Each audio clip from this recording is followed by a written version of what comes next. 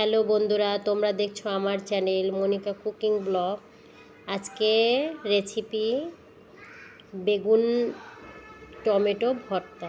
প্রথমে একটা বেগুন কেটে টমেটো মাঝখানে চিড়ে দিয়ে দিলাম, আর দিয়ে দিলাম 2টা মরিচ আর পেঁয়াজ দিয়ে ঢাকা দিয়ে দেব।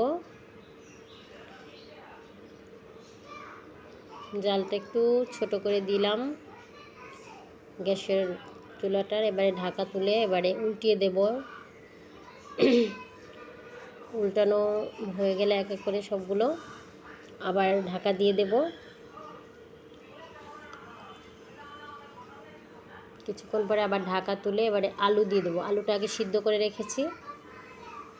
আলুটা দিলে কি হয়, ভর্তাটা একটু মানে শক্ত হয়, ভালো দেখায়, নইলে একটু নরম হয়ে যায়।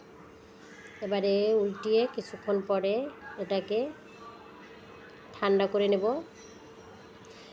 ঠান্ডা হয়ে গেছে। এবারে আমি সবগুলো ওই খোসাগুলো ছাড়িয়ে এবারে মাখিয়ে নেব। পেঁয়াজ কুচি আছে, তারপরে লবণ, সরিষার তেল, ধনিয়া পাতা দিয়ে খেয়ে নেব।